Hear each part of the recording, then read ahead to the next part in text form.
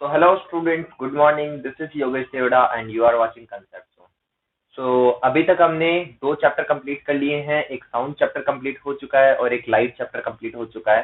अगर आप लोगों ने अभी तक ये वीडियोस नहीं देखे हैं तो ऊपर आई बटन पे क्लिक करके या फिर डिस्क्रिप्शन में जाकर आप जो साउंड के और जो लाइट की जो वीडियोस हैं आप उनको देख सकते हैं। अगर आपको अभी भी उनमें कोई डाउट्स आ रहे हैं तो please clarify the doubts in your comment box और इन योर ग्रुप, है ना। तो सबसे पहले आप अपने पुराने वाले जो लेक्चर्स हैं इनको रिवाइज कीजिए, देखिए उनको भी। यूं नहीं है कि ये अगर नया चैप्टर शुरू हो गया तो पिछले वाले चैप्टर को छोड़ दिया जाए, नहीं। अगर आप उनको कंटिन्यूटी देखते रहोगे तो आपको बहुत फायदा होने वाला है इससे।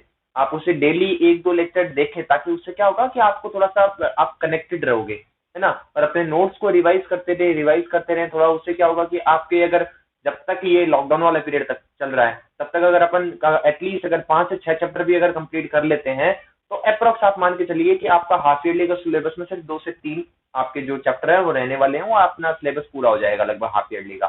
ठीक है। सो आज शुरू करते हैं अगला topic, as per demand coal and petroleum, है ना। तो इस लेक्चर को स्टार्ट करने से पहले मैं आपको यही कहूंगा कि भाई देखो, सबसे पहले एनर्जी, हमने जो शुरुआत में जब साउंड शुरू किया था तो हमने बात करी थी एनर्जी की, है ना, कि एनर्जी क्या है और एनर्जी किस कैसे जनरेट होती है, जनरेट होती है कि नहीं होती है, उसके लिए हमने लॉज के लिए पूरी बात कर चुके हैं, ना। सो हमारा जो कोल है और पेट्रोल है, it is also the form of energy, है ना, फॉर्म ऑफ एनर्जी है। इसके अंदर भी ये किस फॉर्म के अंदर है, ये केमिकल फॉर्म में एक तरीके से आप ये कह सकते हो, है ना, केमिकल फॉर्म ऑफ एनर्जी है। ठीक है।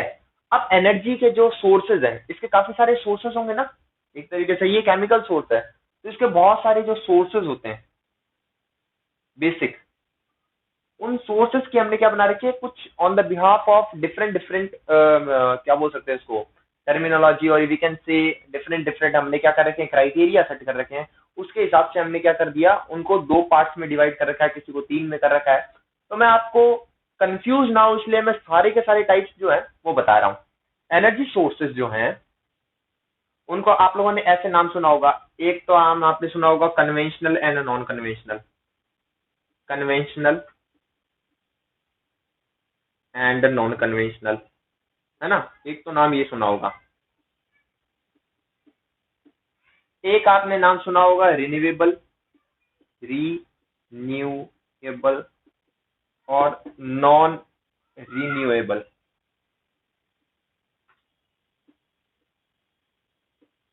एक आपने सुना होगा एग्जॉस्टिबल और नॉन एग्जॉस्टिबल।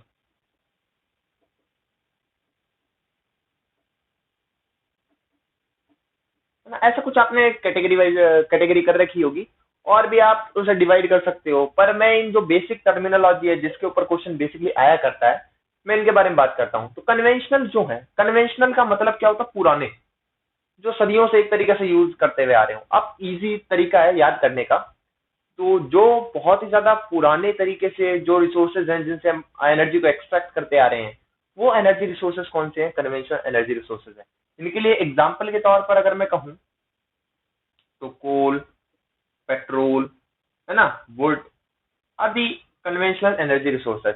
नॉन कन्वेंशनल जो कन्वेंशनल नहीं है, अभी नए हैं एक तरीके से, वो एनर्जी रिसोर्सेज जिसे अपन करंटली में अभी जिससे अपन एनर्जी जनरेट कर रहे हैं या फिर जिसके ऊपर ज्यादा अभी एनफोर्स किया जा रहा है, वो फोर्सेज, वो एनर्जी रिसोर्सेज। जैसे जिसके अंदर आपको विंड एनर्जी, है ना। आप इसके अलावा आप क्या कर सकते, इसका एग्जांपल दे रहा हूं मैं, है ना। या फिर हाइड्रो पावर प्लांट होता है जो हाइड्रो एनर्जी, है ना, एग्जाम्पल के तौर पर। रिन्यूएबल मतलब रीन्यूएबल, रीन्यू कर सकते हैं, जिसको बार बार यूज किया जा सके एक तरीके से, जो कभी खत्म ना हो एक तरीके से आप ये कहो। तो वो वाले सोर्सेस कौन से होते हैं, रीन्यूएबल होते हैं, है ना। तो ये रीन्यूएबल कौन से होंगे, हाइड्रो एनर्जी, सोलर एनर्जी, है ना, बायो एनर्जी, है ना। तो these are some renewable energy resources. और अगर मैं बात करूं नॉन रीन्यूएबल की, जिनको रिन्यू नहीं किया जा सकता, जैसे कोल, पेट्रोल, है ना, तो ये वो सोर्सेज हो गए। मैं आपको सिर्फ छोटे छोटे एग्जांपल देके बता रहा हूँ ताकि आपको थोड़ा सा डिफरेंस समझ में आए। एग्जॉस्टिबल कौन से, जिसको जो एग्जॉस्ट हो जाए, खत्म हो जाए जल्दी। एग्जॉस्ट करने का मतलब है ना, जलाने के बाद जैसे एग्जॉस्ट होता है, एग्जॉस्ट फैन लगा होता है ताकि वो जल्दी मतलब जो खत्म हो जाए जलाने के बाद या फिर यूज करने के बाद। तो एग्जॉस्टिबल वही होंगे जिसमें इसमें कौन कौन सा रहेगा, कोल, पेट्रोल, ये वो एनर्जी रिसोर्सेज होते हैं जो खत्म हो जाते हैं। अगर मैं बात करूं नॉन एग्जॉस्टिबल की, तो नॉन एग्जॉस्टिबल कौन से होंगे, जो खत्म नहीं होंगे, है ना, जो खत्म नहीं होंगे उनकी बात हो रही है। तो यहाँ पर कौन कौन से आ जाएगा, अपना हाइड्रो, है ना, सोलर, है ना, या फिर आप विंड कह सकते हो। These are some energy resources. अब आप देखोगे एक चीज इन सब में एक कॉमन है कि मैंने यहाँ पर जो नॉन में जो बताया वो यहाँ पर रिन्यू में बताया, वो यहाँ पर नॉन एग्जॉस्ट में बताया। इसका मतलब ये हुआ एनर्जी रिसोर्सेज आर सिंगल, एक जैसे हैं, सभी को अपने बिहाफ पर अलग अलग डिवाइड कर दिया गया है। जैसे मान लीजिए आपकी क्लास है, क्लासिफिकेशन है, डिफरेंट डिफरेंट तरीके से भी कैसे भी हो सकता है। जैसे आपकी क्लास है, आपकी क्लास के अंदर दो तरह के बच्चे हो सकते हैं, मेल एंड फीमेल। तो हम अगर मैं क्लास को डिवाइड करना चाहूँ तो मैं कह सकता हूँ मेल के लिए अलग से क्लास ए है, क्लास बी है फीमेल के लिए। ऐसे मैं कह दूं कि लंबे बाल वाले, छोटे बाल वाले, ये भी एक क्लासिफिकेशन हो गया। ऐसे मैं कह दूं कि भाई जो स्पेक्स लगाता है वो और बिना स्पेक्स वाले, है ना। तो ऐसे different different on the behalf of different different criteria I can divide और classify the different types of thing. So here we go. So यहाँ पर भी जो सोर्सेस हैं एनर्जी के, वो भी क्या है, ऑन द डिफरेंट क्राइटेरिया के बिहाफ पर। जो पुराना है उसे हमने कन्वेंशनल कह दिया, जो नया है जिसको पर रिन्यू कर सकते हैं रिन्यूएबल बोल दिया, जो खत्म हो जाए तो टर्मिनोलॉजी का डिफरेंस है बस। तो आई थिंक आपको ये चीज तो समझ में आ गई होगी कि what are the energy resources, है ना। तो यहां से आगे बढ़ते हैं अपन कि भाई अगर ये सब है तो कोल और ये सब ऑब्वियस है कि आपको पता चल गया होगा एग्जॉस्टिबल में आ रहा है कि रिन्यूएबल में आ रहा है कि नॉन रिन्यूएबल में आ रहा है ना। तो ये बात आपको क्लियर हो गई होगी। तो चलिए स्टार्ट करते हैं विद कोल। व्हाट इज कोल, है ना। कोल है क्या, एक्चुअली ये एक कन्वेंशनल एनर्जी रिसोर्स है। हाँ, एक बात और याद आई, आपने एक और नाम सुना होगा, फॉसिल फ्यूल, सुना होगा ना, फॉसिल फ्यूल।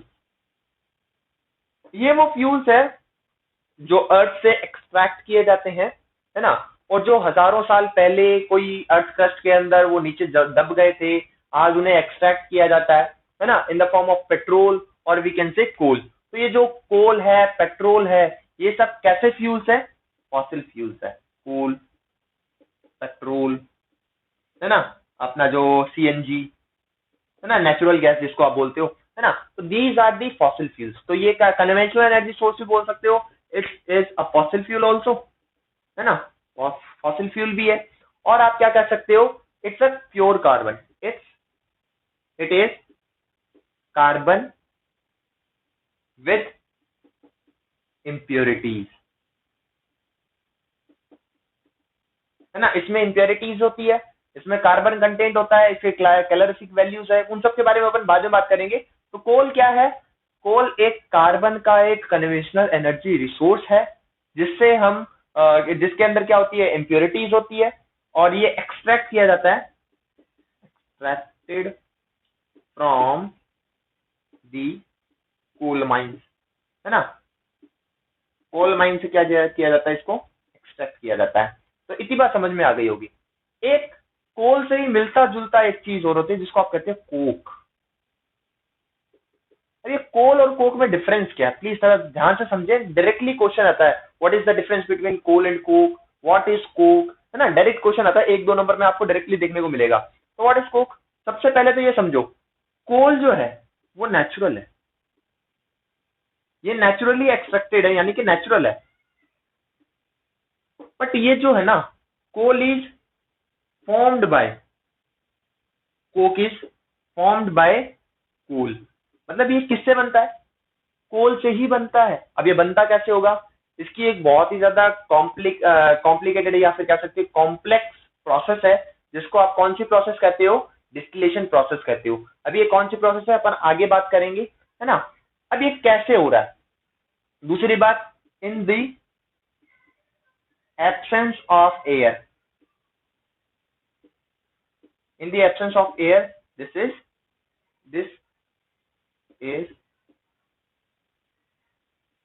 is formed, है ना।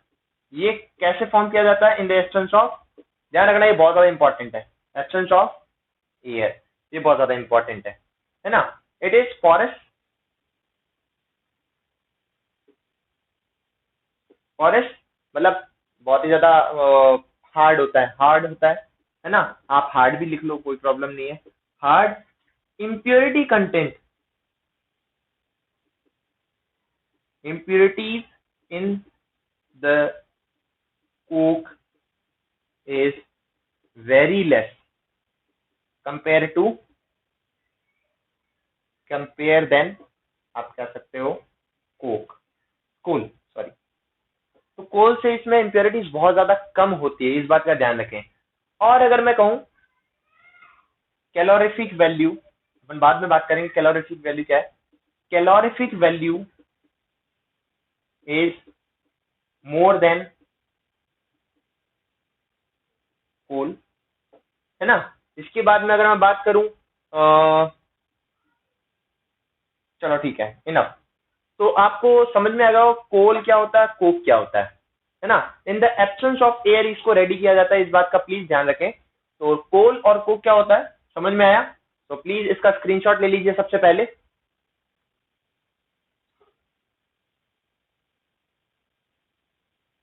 So up to that part we have covered what is coal and what is coke. Okay. So what are the uses of coal? अभी अपन देख लेते हैं, क्योंकि अभी तक कोल होता क्या है, आपको ये हिंदी में क्या कहते हैं आपको इससे पता चल जाएगा शायद, कोयला कहते हैं इसे हिंदी में, है ना। क्या पता कुछ बच्चे ऐसे होंगे कि कोल कहते कैसे हैं, ये कौन सी नई चीज आ गई, तो मैं आपको बता दूं कि इसे कोयला कहते हैं हिंदी में। सो अभी तक अपन ने देखा कोल क्या होता है और कोक क्या होता है ना। तो कोल जो होता है उसी से कोक बनता है, और कोक बनता कैसे मैंने बताया था, it is the distillation process, और ये प्रोसेस होती है इन द एब्सेंस ऑफ ऑक्सीजन। और होती क्या प्रोसेस के अंदर, होता क्या है बेसिकली, इसके अंदर कुछ नहीं किया जाता, हीट किया जाता है, गर्म किया जाता है, heat the coal in the absence of air, air या फिर आप कह सकते हो O2, है ना।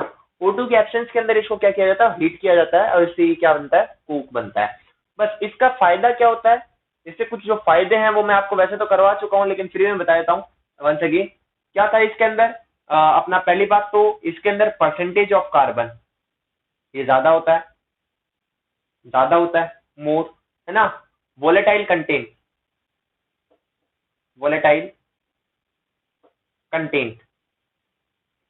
ये क्या होता है, कम होता है। वोलेटाइल कंटेंट मतलब सल्फर, नाइट्रोजन।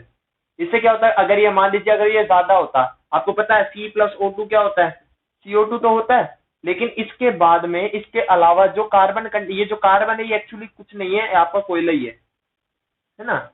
ये कोयले को अगर अपन जलाएंगे तो ये CO2 बनता है, आपको पता है ना। लेकिन इस कार्बन के अंदर, कोयले के अंदर अगर मान लीजिए कोई दूसरे, फॉर एग्जाम्पल नाइट्रोजन, सल्फर, अगर ये कंटेंट होगा तो क्या होगा, NO2, SO2, ये भी गैसेस क्या होती है, रिलीज होती है एनवायरमेंट के अंदर।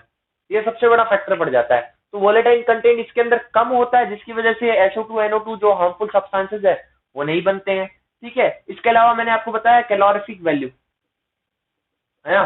कैलोरीफिक वैल्यू क्या होती है, ज्यादा होती है। कैलोरीफिक वैल्यू का मतलब बेसिक अभी के लिए यही समझो, हीटिंग इफेक्ट। अगर आप इतना सा कोयला जलाओगे तो भी ज्यादा हीट होती है कंपेयर देन इतना कोयला जलाने के।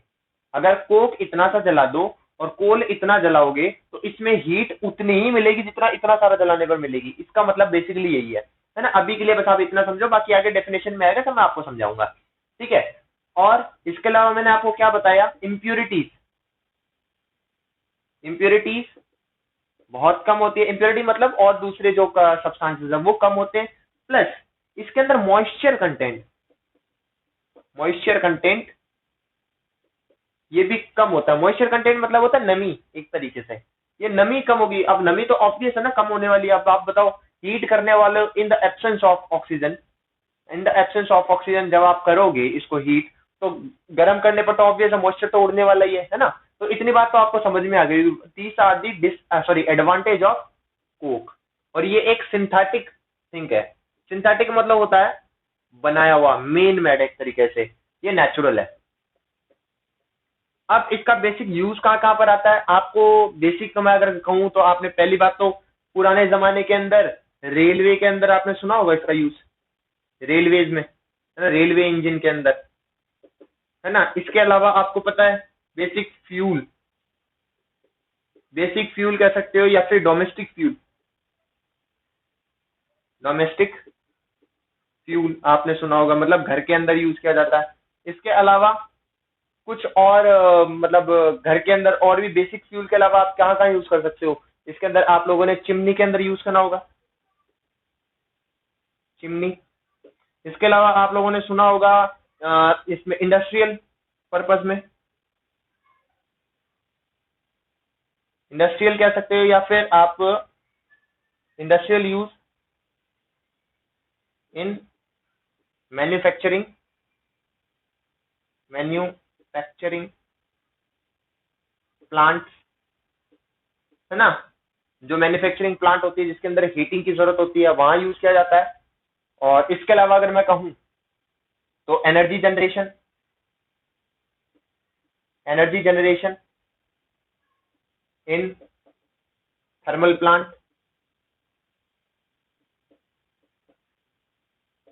थर्मल प्लांट के अंदर क्या होता है? थर्मल मतलब कोयला भी होता है। कोयले से क्या करते हैं, पानी को गर्म किया जाता है, पानी को गर्म करके क्या किया जाता है, उसे स्टीम में बदलते हैं और उसके बाद में अपन उससे एनर्जी जनरेट करते हैं। और वो कैसे करते हैं आप धीरे धीरे सीखोगे आगे।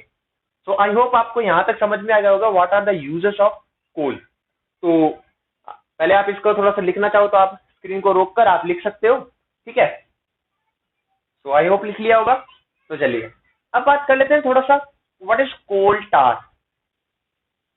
मैं एज पर सिलेबस ही चल रहा हूं, है ना। तो कोल टार क्या होता है पहले वो बात कर लेते हैं, चलिए।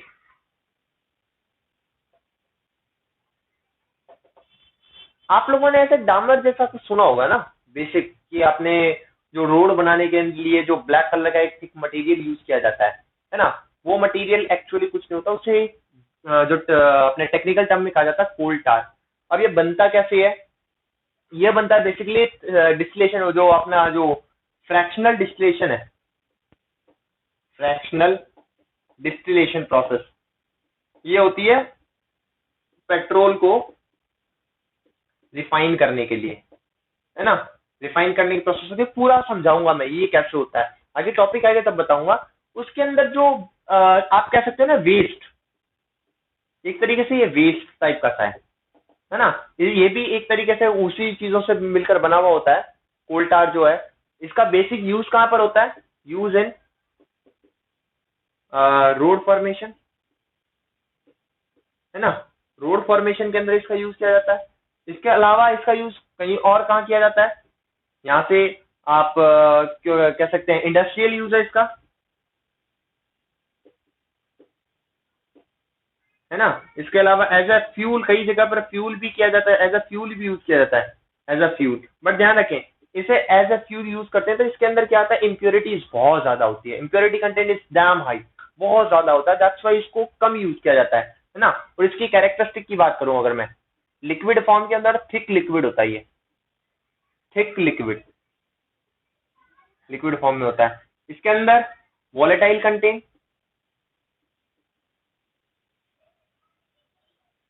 बहुत ज्यादा होता है कंपेयर देन अदर थिंग्स, है ना। मॉइस्चर कंटेंट ऑब्वियस, आप देखो लिक्विड फॉर्म में है तो मॉइस्चर तो बहुत ज्यादा ही होगा, तो जिसकी वजह से धुआं खूब ज्यादा होता है। कार्बन कंटेंट की अगर मैं बात करूं कंपेयर देन अदर, थोड़ा कम होता है, कैलोरीफिक वैल्यू कम होती है ना। तो ये बात आपको समझ में आ गई होगी। तो आप चाहो तो यहाँ से अपना स्क्रीनशॉट ले सकते हो, okay. So let me deal with types of coal. ये आपके सिलेबस में वैसा तो नहीं है लेकिन मैं फिर भी बता देता हूँ what are the types of coal, है ना। तो बेसिकली जो कोल होता है वो चार टाइप का होता है। जो कोल होता है उसके बेसिक चार टाइप होते हैं: पीट, बिटुमिनस, पीट लिग्नाइट, बिट्यूमिनस एंड फाइनल विस एंथ्रेसाइट। ये चार टाइप का कोल होता है बेसिकली।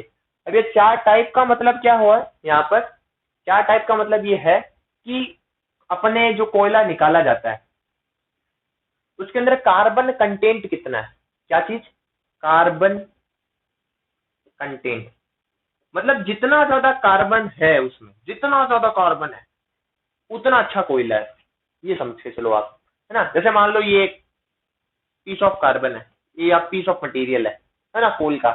अगर इसके अंदर 95% से लेकर 98% तक जो है, 100 में से अगर मान लीजिए यहाँ पर 100 मॉलिक्यूल है, 100 मॉलिक्यूल है फॉर एग्जांपल इस कोयले के, उसमें से 95 से लेकर 98% यानी 98 तक अगर सिर्फ कार्बन के मॉलिक्यूल है इसमें, तो ये सबसे बढ़िया कोल माना जाता है, सबसे बढ़िया कोल। This is anthracite. 95% से लेकर 98% तक इसमें क्या होता है, कार्बन होता है। ठीक है, ये बात आपको समझ में आ गई। जितना ज्यादा अच्छा, सॉरी, जितना ज्यादा कार्बन कंटेंट होगा उतना ही अच्छा उसे कोयला कहा जाता है। अगर मान लीजिए 100 मॉलिक्यूल्स में से लगभग 82 से लेकर 90 के बीच में, 90 के बीच परसेंट के आसपास में अगर इसके अंदर कार्बन कंटेंट हो, है ना, कार्बन कंटेंट, तो आप इसे क्या कहोगे, सेकंड टाइप ऑफ कोल कहते हैं, जिससे आप कहते हैं ब्यूटिमिनस, है ना। इसके अंदर कितना बताया मैंने, 80 से लेकर 82 कर लो, कोई दिक्कत वाली बात नहीं है। 80 to 90% कार्बन कंटेंट होता है इसके अंदर, तो ये सेकंड बेस्ट कार्बन होता है। थर्ड वन की बात करूं, थर्ड वन की अगर मैं बात करूं, तो अगर जिस कोयले के अंदर 70 से लेकर 80% तक आसपास में अगर कार्बन कंटेंट हो, तो आप उसे कौन सा कहते हो, लिग्नाइट कोल कहते हो। कौन सा कोल कहते हो, लिग्नाइट कोल कहते हो।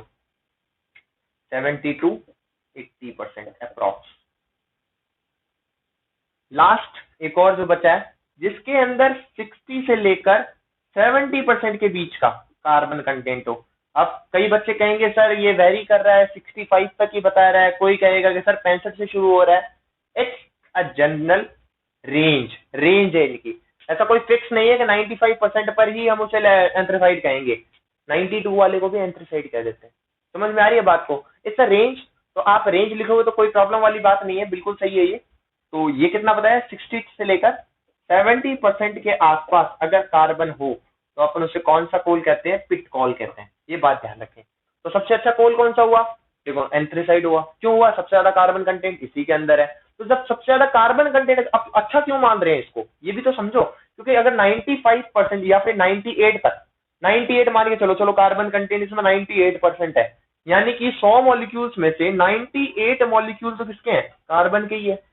सिर्फ 2 मॉलिक्यूल ही तो सल्फर या फिर नाइट्रोजन के हो सकते हैं। तो देखो इसके अंदर सल्फर डाइऑक्साइड और नाइट्रोजन डाइऑक्साइड जो है, और जो मॉइस्चर कंटेंट है, मॉइस्चर कंटेंट है वो बहुत कम है, बहुत कम है। तो सबसे ज्यादा कार्बन है, इसका मतलब इसके अंदर सबसे ज्यादा हीट या फिर एनर्जी है वो रिलीज होने वाली है। तो सबसे ज्यादा हीट एनर्जी किससे रिलीज होगी, इससे ही होगी। समझ में आ रही है। तो अब इसके अंदर देखो 90% तक मैं मान के चलता हूँ, इसका मतलब 10 मॉलिक्यूल बच गए, 100 में से 10 मॉलिक्यूल बच गए। अब 10 मॉलिक्यूल के अंदर इसके अंदर सल्फर भी हो सकता है, नाइट्रोजन भी हो सकता है, मॉइस्चर कंटेंट भी हो सकता है, और दूसरे काफी सारे, ऐसी तो है नहीं सिर्फ ये 3-4 ही होते हैं, काफी और सारी जो इंप्योरिटीज है वो ऐड हो जाएंगी। तो कंपेयर देन एंथ्रेसाइट, इसके अंदर जो हीट रिलीज होगी वो कम होगी कि नहीं होगी, यस कम होगी। ऐसा ही इसके अंदर है और ऐसा ही इसके अंदर है। तो इस बात से तो आप क्लियर हो गए होंगे। अब आप देखो नोट्स लिखोगे कैसे इस चीज को, आप ऐसे पिट लिखो, सबसे पहले पिट लिखने के बाद उसके अंदर परसेंटेज ऑफ कार्बन लिखो, और लिखो लोवेस्ट डिग्री कार्बन, है ना, लोवेस्ट डिग्री कार्बन, सबसे कम कैलोरीफिक वैल्यू तो आप क्या लिखो, lowest calorific value, highest moisture content, है ना, और लास्ट वन आपका क्या बचा, द इम्प्योरिटीज आर मैक्सिमम, है ना। और इसका कलर कैसा होता है, ये ब्राउनिश कलर का होता है, जो पिट जो है कैसे कलर का होता है, ब्राउन कलर का होता है, अप्रॉक्स ब्राउनिश कलर। और जो चमकीला एकदम कार्बन का ब्लैक कलर का होता है एकदम, ये कौन सा है, ब्लैक कलर का होता है, एंथ्रेसाइट होता है। और ये कैसे चलता है, ब्लू फ्लेम के साथ। कैसी फ्लेम के साथ चलता है, ब्लू फ्लेम के साथ चलता है, इस बात का ध्यान रखें। और ब्लू फ्लेम के साथ चल रहा है ना, इसका मतलब उसके अंदर जो रेजिड्यू है, मैं इसको थोड़ा सा एक एक करके लिख ही देता हूं, बेटर ऑप्शन रहेगा, आपको थोड़ा सा अच्छे से समझ में आ जाएगा। बट यूं है कि लेक्चर थोड़ा सा लंबा हो जाएगा, पर कोई बात नहीं, आप थोड़ा सा लिख लें इसको, थोड़ा सा अच्छे से समझ में आ जाएगा आपको। मैं लिखवा देता हूँ एक एक को। देखो, पिट की अगर मैं बात करूं, छोटे छोटे अक्षरों में लिखवा रहा हूँ, फटाफट फटाफट लिख लो। 60 से लेकर 70% के आसपास कार्बन है, फटाफट फटाफट लिख लो, पहला पॉइंट। दूसरी पॉइंट, अगर मैं कहूं मॉइस्चर कंटेंट मैक्सिमम है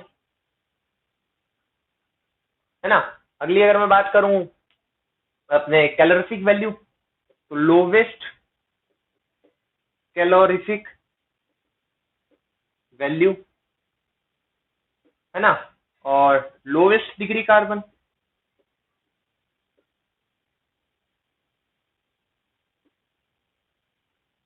ठीक है, और इसके अलावा अगर मैं कहूं तो क्या कह सकते हैं, हाँ, मैक्सिमम पोल्यूशन। मैक्सिमम पोल्यूशन इसी के अंदर होगा, ऑब्वियस है कि सबसे ज्यादा अगर इसके अंदर अपने क्या बोल सकते हैं इसको, कैलोरीफिक का वैल्यूज अगर इसकी कम है, मॉइस्चर कंटेंट सबसे ज्यादा है, तो ऑब्वियस है कि सबसे ज्यादा इसके अंदर इंप्योरिटीज होगी, और जब इंप्योरिटी सबसे ज्यादा है तो सबसे ज्यादा इसके अंदर क्या होने वाला है, पोल्यूशन होने वाला है। इतनी बात आपको क्लियर हो गई। चलिए बात कर लेते हैं विटामिन की। थोड़ी सी इंक खत्म हो गई, सॉरी। तो चलिए बात करते हैं विटामिन की।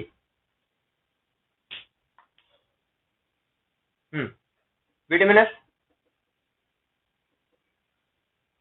विटामिन सेकंड टाइप का कार्बन है ना, सॉरी, लिग्नाइट ले लेते हैं पहले। लिग्नाइट,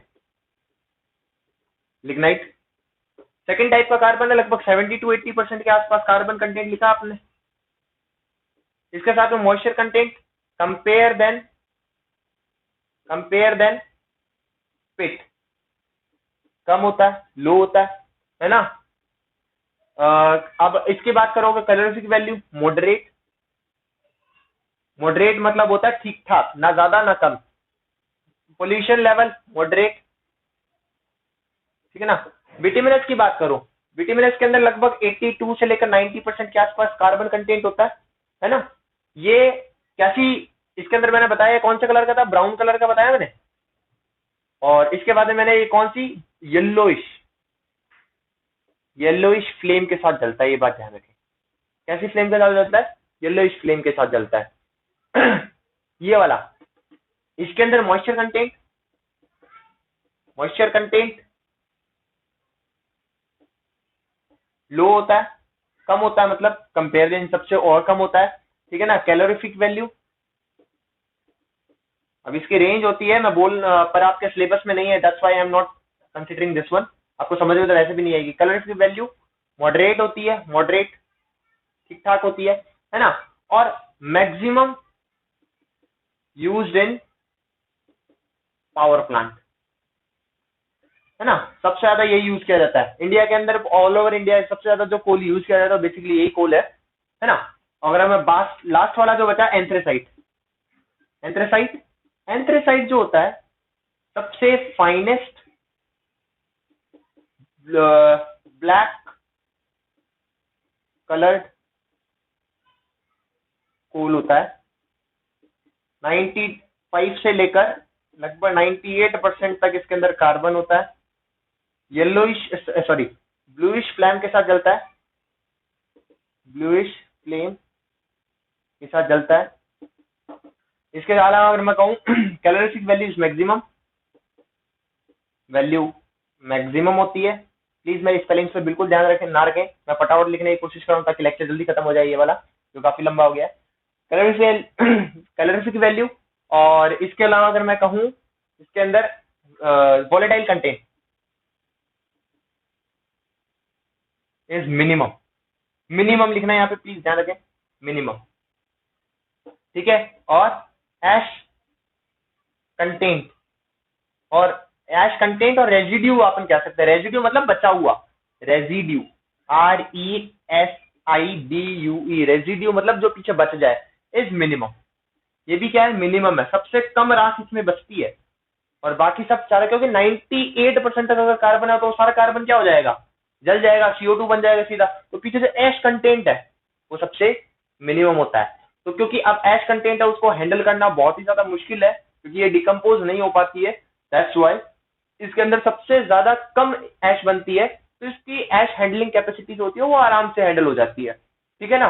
तो और सबसे ज्यादा फैक्ट वाली बात क्या है, bituminous is the mostly used coal. सबसे ज्यादा यूज कौन सा जाता है इंडिया के अंदर, अगर मैं कहूँ पावर प्लांट के अंदर, बेसिकली होम डोमेस्टिक पर्पज के अंदर जो बेसिक यूज किया जाता है, इंडस्ट्रीज के अंदर जो यूज किया जाता है, वो कौन सा कोल यूज किया जाता है, बिटुमिनस यूज किया जाता है। क्यों किया जाता है, उसका दो रीजन है। ये भी तो कर सकते थे, लेकिन ये क्यों करते हैं, क्योंकि it is cheaper than this one. ये सस्ता है कंपेयर देन दिस वन, ये महंगा पड़ता है। थोड़ी सी एनर्जी के लिए अगर अपन थोड़ा सा अगर ज्यादा पैसा बचा सके तो इसलिए इसी चीज को यूज किया जाता है। तो बिटुमिनस सबसे ज्यादा यूज किया जाता है। जैसे अपने अगर मैं राजस्थान के पास थर्मल पावर प्लांट की बात करूँ और सूरत का थर्मल पावर प्लांट, इसके अंदर सबसे ज्यादा कौन सा यूज किया जाता है, कोल, वो बिटुमिनस यूज किया जाता है। सो आई होप आपको समझ में आ गया होगा जो मैंने आपको आज समझाया। So please note down these things. So यहीं पर इस लेक्चर को खत्म करते हैं। आपको अगर समझ में आया है तो बहुत अच्छी बात है। अगर जो भी आपको डाउट रह रहे हो प्लीज ग्रुप में या फिर अपने जो कमेंट सेक्शन है वहां पर अपना डाउट पूछ सकते हो। और नेक्स्ट टॉपिक के साथ मिलते हैं अगले लेक्चर के अंदर। तब तक के लिए thank you so much, have a nice day.